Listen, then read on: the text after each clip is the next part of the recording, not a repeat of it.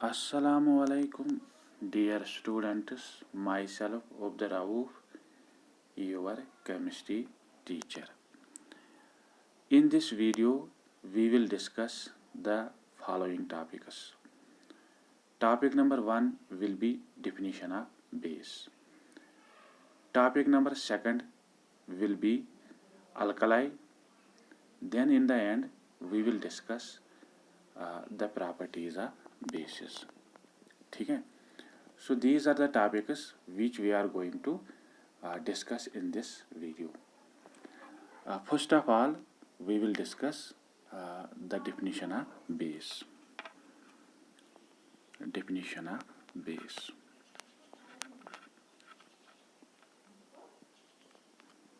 ठीक है, ये हमारा पहला टॉपिक है. देखिए, केमिस्ट्री में कोई स्पेसिफिक या कोई पर्टिकुलर डेफिनेशन है नहीं बेस के लिए. ठीक है, तो आप जो है अगर आप कोई बुक लेंगे केमिस्ट्री का, उसमें आपको एक डेफिनेशन मिलेगा बेस का. दूसरा बुक अगर आप उठाएंगे तो उसमें आपको दूसरी डेफिनेशन मिलेगी बेस की. ठीक है, कोई भी बुक ले लो आप, उसमें अलग अलग डेफिनेशन बेस का होगा. ठीक है, तो हम ये कहेंगे कि देयर इज़ नो स्पेसिफिक और particular definition for the base in chemistry. ठीक है, मगर चूंकि आप लोग जो है 10th क्लास में पढ़ते हैं, आपके जो सिलेबस में जो बेस का डेफिनेशन जो दिया गया है वो है कि a base is a substance which can neutralize acid. ठीक है, a base is a substance which can neutralise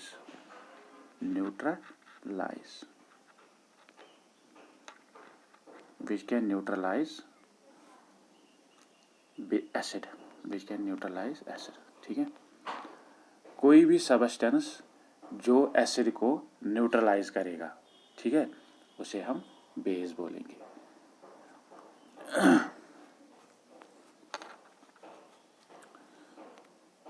देखिए, न्यूट्रलाइज का मतलब यहाँ पे क्या है. देखिए, अगर हम HCl लेंगे, हम HCl अगर हम इसको ऐड करेंगे NaOH, HCl जो है ये एक एसिड है और NaOH जो है ये एक बेस है. देखिए, इस एसिड के पास एसिडिटी है, बेस के पास जो है बेसिसिटी है.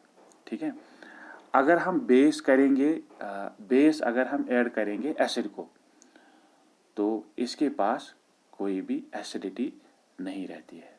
ठीक है, तो जब भी हम बेस को ऐड करेंगे एसिड को, तो उसकी जो एसिडिटी जो है वो डिसअपियर हो जाती है.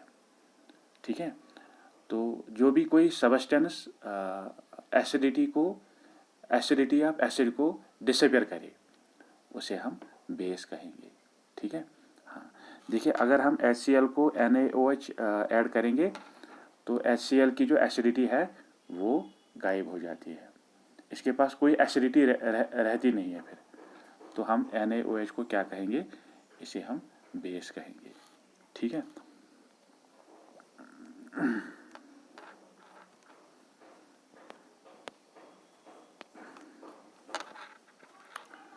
देखिए, all oxides, hydroxides and some carbonates and bicarbonates and bicarbonates. ठीक है, they are bases. ठीक है, कोई भी ऑक्साइड ले लो आप, वो बेस होगा. कोई भी हाइड्रोक्साइड ले लो आप, वो बेस होगा. कोई भी कार्बोनेट ले लो, बाइकार्बोनेट ले लो, they will act as base. ठीक है, देखिए, जैसे हमारे पास सोडियम ऑक्साइड है, तो ये क्या है, ये बेस है, क्योंकि मैंने पहले ही भी आपको बोला है कि कोई भी ऑक्साइड ले लो वो क्या है, that will act as a base. ठीक है, कोई भी हाइड्रोक्साइड ले लो आप, जैसे NaOH, KOH, RbOH। ठीक है, ये क्या है, ये सोडियम हाइड्रोक्साइड है, पोटेशियम हाइड्रोक्साइड है और रुबिडियम हाइड्रोक्साइड है। तो मैंने आपको पहले ही कहा है कि हाइड्रोक्साइड जो है they act as a base. तो सोडियम हाइड्रोक्साइड क्या है, बेस है। पोटेशियम हाइड्रोक्साइड क्या है, बेस है। रुबिडियम हाइड्रोक्साइड क्या है, ये भी बेस ही है। ठीक है, तो अब आप कोई कार्बोनेट ले लो, जैसे हमारे पास सोडियम कार्बोनेट है Na2CO3।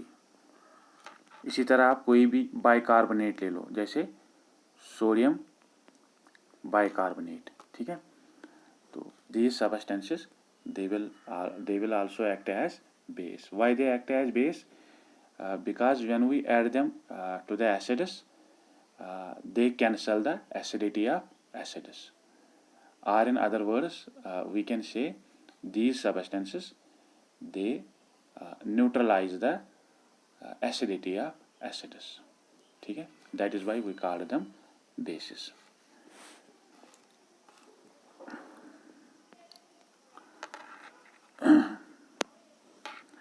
अब जो हम पढ़ेंगे वो है अल्कलाई। ठीक है, अल्कलाई जो है इसका जो प्लूरल जो है वो क्या है, अल्कालिस। अल्कालिस। ठीक है, देखिए अल्कलाई होता क्या है। अल्कलाई उस बेस को हम कहेंगे that is soluble in water. Soluble in water. ठीक है, उसे हम अल्कलाई कहेंगे।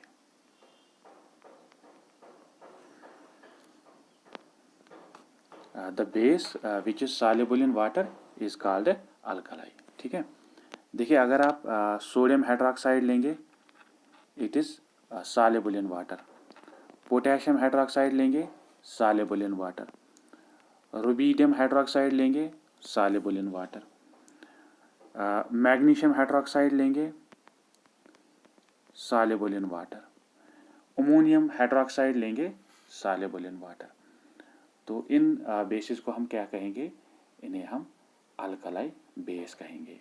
क्यों हम इन्हें अल्कलाई बेस कहेंगे, because these bases they are soluble in water. ठीक है, और आपका जो सिलेबस है उसमें हमें अल्कलाई बेसिस के ही बारे में हमें पढ़ना है। ठीक है, क्योंकि बहुत सारे रिएक्शंस जो है वो वाटर में होते हैं। बहुत सारे रिएक्शंस जो है they occur in the water. तो the bases which are soluble in the water they have many applications. That is why we will study the alkali bases. ठीक है, तो मैंने आपको डेफिनेशन ऑफ बेस बताया, उसके बाद मैंने अल्कलाई के बारे में आपको बताया। Now we will discuss what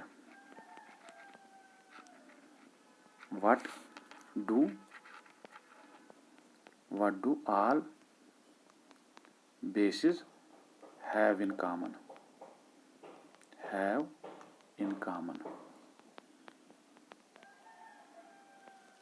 ठीक है, तो ये जो बेसिस जो होते हैं इनके पास होता क्या है। ठीक है, देखिए कोई भी बेस ले लो आप, चाहे सोडियम हाइड्रोक्साइड ले लो आप, पोटेशियम हाइड्रोक्साइड ले लो आप, मैग्नीशियम हाइड्रोक्साइड ले लो, अमोनिया हाइड्रोक्साइड ले लो, इनमें क्या होता है, इनमें हाइड्रोक्साइड आयन होता है। हाइड्रोक्साइड आयन होता है इनको।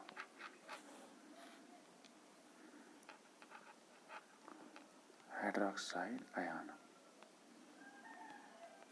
ठीक है, हाइड्रोक्साइड आयन का फार्मूला क्या है, वो है OH नेगेटिव।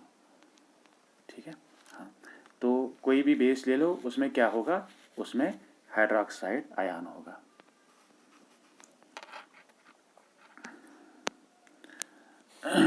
देखिए अगर हम अगर हम अमोनिया, अगर हम ये सोडियम हाइड्रोक्साइड को डिज़ोल्व करेंगे वाटर में, डिज़ोल्व करेंगे वाटर में, ठीक है, तो यह हम ऐसे लिखेंगे NaOH प्लस वाटर। तो यहाँ पे क्या बनेगा, यहाँ पे हाइड्रोक्साइड बनेगा और सोडियम आयन बनेगा, ठीक है। तो जब भी हम किसी बेस को वाटर में डिज़ोल्व करते हैं तो वहाँ पे हाइड्रोक्साइड आयन जो है वो प्रोड्यूस होता है, ठीक है। इसी तरह ये जो है ये पोटेशियम हाइड्रोक्साइड है ना, तो अगर हम इसे डिज़ोल्व करेंगे वाटर में तो वहाँ पे पोटेशियम आयन बनेगा और वहाँ पे हाइड्रोक्साइड आयन बनेगा, ठीक है। इसी तरह अगर आप मैग्नीशियम हाइड्रोक्साइड को अगर आप डिज़ोल्व करेंगे वाटर में, मैग्नीशियम आयन बनेगा और हाइड्रोक्साइड आयन बनेगा, ठीक है। तो कहने का मतलब ये है कि किसी भी बेस को अगर आप डिज़ोल्व करें वाटर में तो वो बेस वहाँ पे प्रोड्यूस क्या करेगा, वहाँ पे हाइड्रोक्साइड आयन प्रोड्यूस करेगा, ठीक है। तो ये जो है हाइड्रोक्साइड आयन जो है हर किसी बेस में होता है, ठीक है। सोडियम हाइड्रोक्साइड ले लो, पोटेशियम हाइड्रोक्साइड ले लो, मैग्नीशियम हाइड्रोक्साइड ले लो, या कैल्शियम हाइड्रोक्साइड ले लो, या अमोनियम हाइड्रोक्साइड आप ले लो। इन्हें आप जब वाटर में डिज़ोल्व करेंगे तो वहाँ पे हाइड्रोक्साइड आयन प्रोड्यूस हो जाएगा, ठीक है। हाँ, तो बेसिस के आप दो टाइप्स है, बेसिस के आप दो टाइप्स है। पहला वाला जो टाइप है वो है स्ट्रॉन्ग बेसिस, स्ट्रॉन्ग बेसिस, ठीक है। दूसरा वाला जो टाइप है वो है वीक बेसिस।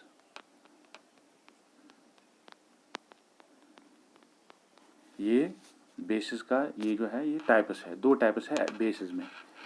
पहला वाला टाइप जो है वो है स्ट्रॉन्ग बेस, सेकंड वाला जो टाइप है वो है वीक बेस। देखिए स्ट्रॉन्ग बेस हम किसे कहेंगे, स्ट्रॉन्ग बेस वो बेस है that will completely ionize in water, completely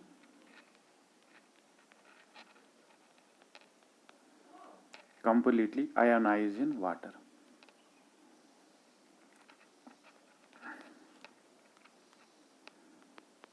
ठीक है।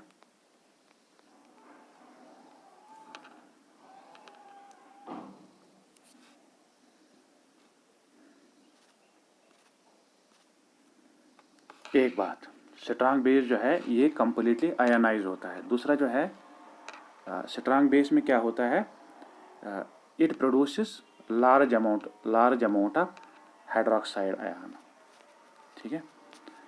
स्ट्रॉन्ग बेस जो है वो बेस है that will completely ionize in water, number one.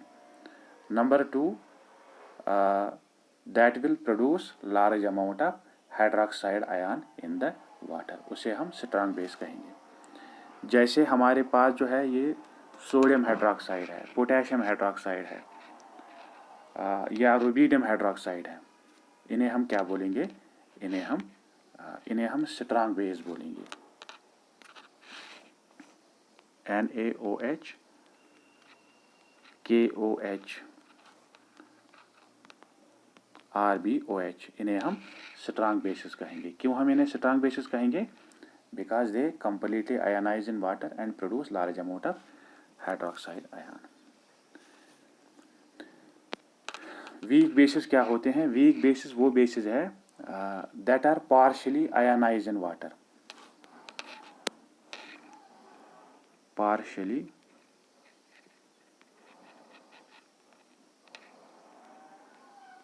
Ionise in water, ठीक है।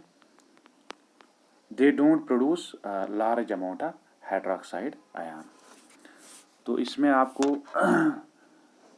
आपको ये इसका जो एग्जांपल है वो है मैग्नीशियम हाइड्रोक्साइड या ammonium hydroxide. These are weak bases. Why they are weak bases? Because they are partially ionized in water and they don't produce large amount of hydroxide ion. ठीक है. अब हम पढ़ेंगे properties of basis. Properties of basis.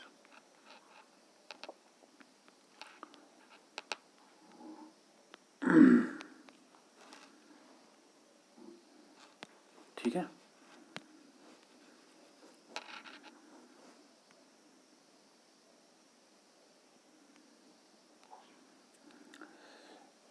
देखिए basis में क्या होता है, दे हैव बिटर टेस्ट. पहला जो प्रॉपर्टी है वो है they have bitter test.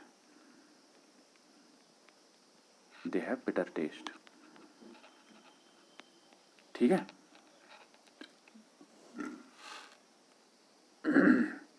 Second वाला जो प्रॉपर्टी है दे आर सोपी आर स्लिपरी इन नेचर. देखिए अगर आप किसी, यहाँ पे मैं लिख लेता हूँ, दे आर स्लिपरी.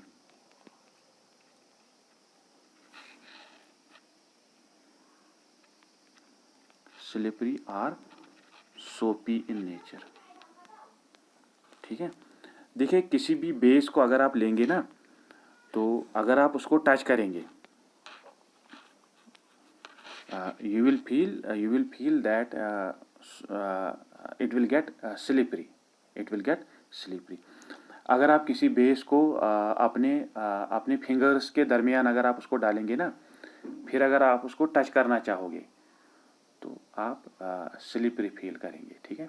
तो बेसिस का जो पहला प्रॉपर्टी है वो है they have bitter taste, they are slippery are soapy in touch. Third वाला जो प्रॉपर्टी जो बेसिस के पास होता है वो है दे change red litmus paper two blue litmus paper. ठीक है.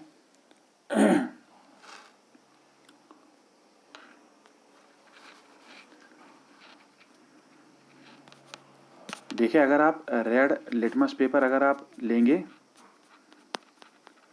अगर आप इस पे किसी बेस को डालेंगे तो इसका कलर जो है वो चेंज हो जाएगा ब्लू. ठीक है. क्योंकि आपको मैंने पहले ही बोला है कि लिटमस पेपर जो है इट इज़ एन इंडिकेटर.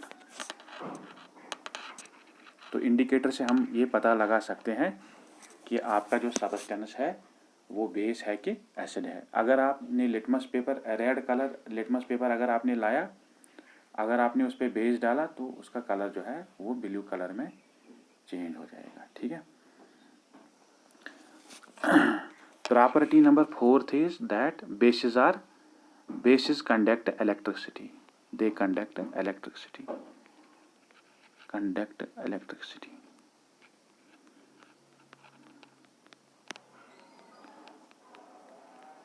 ठीक है.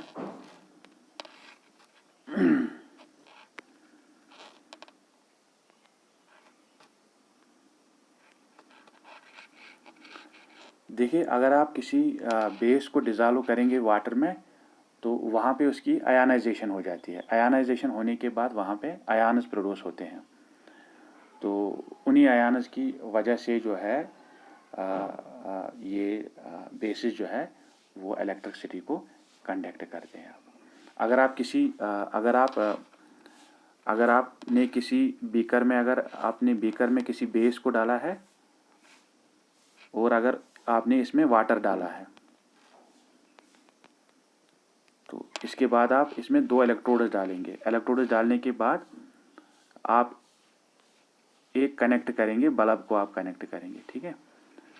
तो यहाँ पे आयनाइजेशन हो जाएगी. आयनाइजेशन होने के बाद ये जो आपका जो बल्ब है वो ग्लो हो जाएगी. ठीक है. क्यों ग्लो हो जाएगी? क्योंकि यहाँ पे आयन्स प्रोड्यूस हो जाएंगे. आयन्स प्रोड्यूस होने के बाद यहाँ पे इलेक्ट्रिसिटी कंडक्ट हो जाएगी.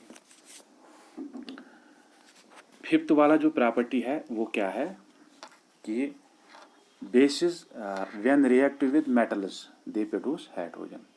ठीक है, जब भी बेस रिएक्ट हो जाएगा किसके साथ, मेटल के साथ, तो वो वहाँ पे प्रोड्यूस करेगी हाइड्रोजन को। ठीक है, यहाँ पे मैं लिख लेता हूँ base plus metal,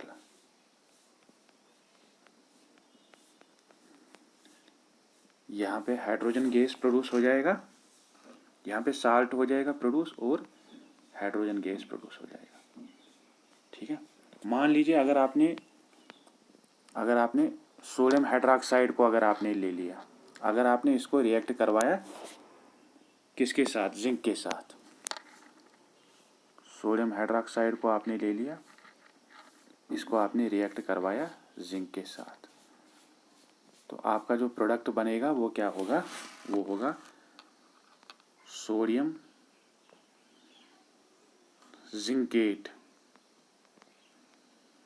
sodium zincate होगा और हाइड्रोजन गैस होगा। ये जो सोडियम जिंकेट वो है ये साल्ट है, और ये जो आपका जो सेकंड वाला प्रोडक्ट है वो है हाइड्रोजन गैस। ठीक है, तो जब भी आप बेस को रिएक्ट कराएंगे मेटल के साथ, वहाँ पे दो प्रोडक्ट्स जनरेट हो जाएंगे।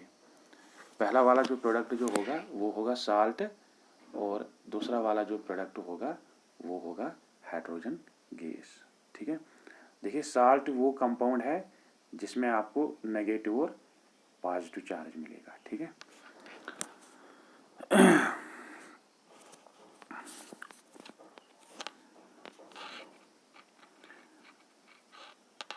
देखिए इस फैक्ट को हम डेमोन्स्ट्रेट करेंगे बाय परफॉर्मिंग एन एक्सपेरिमेंट। देखिए एक्सपेरिमेंट में हम क्या करेंगे, हम एक बॉइलिंग ट्यूब लाएंगे, बॉइलिंग ट्यूब में हम सोडियम हाइड्रोक्साइड को डालेंगे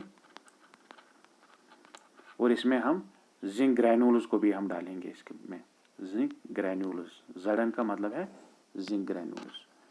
ठीक है, इन दो सबस्टेंसेस को डालने के बाद हम क्या करेंगे, हम हीटअप करेंगे इस बॉइलिंग ट्यूब को। ठीक है, और बॉइलिंग ट्यूब में हम डालेंगे ये डिलीवरी ट्यूब को, डिलीवरी ट्यूब को हम कनेक्ट करेंगे टेस्ट ट्यूब के साथ। ठीक है, वो टेस्ट ट्यूब में हम डालेंगे सोप। ठीक है, यहाँ पे जो आपका जो मटेरियल जो है वो सोप है। तो जब भी हमने बॉइलिंग ट्यूब में हमने क्या डाला है, सोडियम हाइड्रोक्साइड डाला है और जिंक ग्रैन्यूल्स को डाला है। जब भी हम इनको जब हम इस बॉइलिंग ट्यूब को जब हम हीट अप करेंगे, तो हीट अप करने के बाद यहाँ पे रिएक्शन हो जाएगा सोडियम हाइड्रोक्साइड और जिंक के दरमियान, तो यहाँ पे हाइड्रोजन गैस प्रोड्यूस हो जाएगा। हाइड्रोजन गैस प्रोड्यूस होने के बाद वो ये सोप सॉल्यूशन में जाएगा। सोप सॉल्यूशन में जाने के बाद आप एक कैंडल लाएंगे, उस कैंडल को आप नज़दीक लाएंगे, ये टेस्ट ट्यूब के नज़दीक लाएंगे, तो वहाँ पे एक एक्सप्लोजन हो जाएगा। What is that explosion? That explosion indicates that hydrogen gas had been produced in the boiling tube. तो ये हमने जो है ये एक्सपेरिमेंट जो है हमने इससे पहले भी पढ़ा है एसिड्स में। ठीक है, तो यहाँ पे ज़्यादा डिस्कस करने की ज़रूरत है नहीं। अगर आपने वो वीडियो देखा होगा तो आपको यहाँ पे कोई कन्फ्यूजन होगा नहीं। ठीक है, खाली आप ये याद रखेंगे कि जब भी हम बेस को रिएक्ट करवाते हैं मेटल के साथ, साल्ट और हाइड्रोजन गैस प्रोड्यूस होता है। ठीक है, और ये जो अब जो हम रिएक्शन पढ़ने जा रहे हैं ये हमने इससे पहले भी पढ़ा है एसिड्स में। इसे हम क्या क्या कहते हैं, हम इसे न्यूट्रलाइजेशन रिएक्शन बोलते हैं। हम इसको NR का मतलब है न्यूट्रलाइजेशन रिएक्शन। न्यूट्रलाइजेशन रिएक्शन में हम क्या करते हैं, हम एक एसिड को बेस के साथ रिएक्ट कराते हैं, तो रिएक्शन होने के बाद वहाँ पे साल्ट प्रोड्यूस होता है और वहाँ पे वाटर प्रोड्यूस होता है। ठीक है, देखिए अगर हम सोडियम हाइड्रोक्साइड को लेंगे, अगर हम सल्फ्यूरिक एसिड के साथ अगर हम रिएक्ट इसको करवाएंगे तो यहाँ पे जो आपके जो प्रोडक्ट्स बन जाएंगे वो क्या होंगे, वो होंगे सोडियम सल्फेट प्लस वाटर होगा। ठीक है, तो जब भी आप एसिड को बेस के साथ रिएक्ट कराएंगे तो वहाँ पे दो प्रोडक्ट्स बन जाएंगे, साल्ट बन जाएगा और वहाँ पे एसिड बन जाएगा। ठीक है, साल्ट और वाटर बन जाएगा सारी।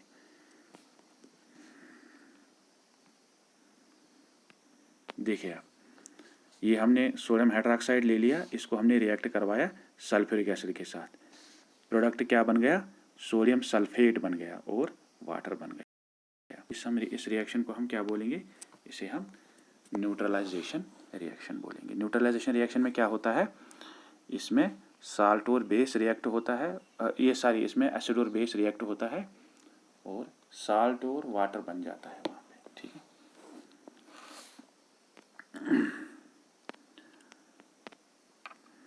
अब जो हम पढ़ने जा रहे हैं कि अगर हम बेस को रिएक्ट कराएंगे नॉन मेटेलिक ऑक्साइड के साथ तो वहाँ पे क्या हो जाएगा।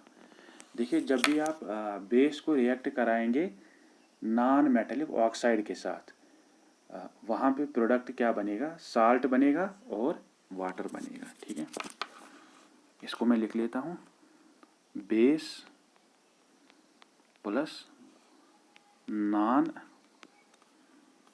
Non metallic oxide. ठीक है, प्रोडक्ट क्या बन जाता है, साल्ट बन जाता है प्लस वाटर बन जाता है। जैसे न्यूट्रलाइजेशन रिएक्शन में होता है वैसे भी यहाँ पे भी होता है, वैसे ही यहाँ पे भी होता है। ठीक है,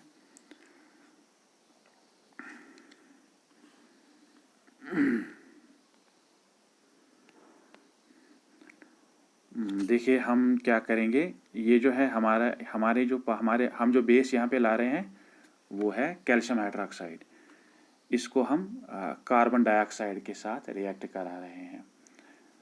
कैल्शियम हाइड्रोक्साइड जो है ये बेस है और कार्बन डाइऑक्साइड जो है ये नॉन मेटेलिक ऑक्साइड है। तो यहाँ पे कैल्शियम कार्बोनेट बनेगा, calcium carbonate is a salt, और यहाँ पे वाटर बनेगा। ठीक है, बेस है, नॉन मेटेलिक ऑक्साइड है, साल्ट प्रोड्यूस हुआ और वाटर प्रोड्यूस हुआ।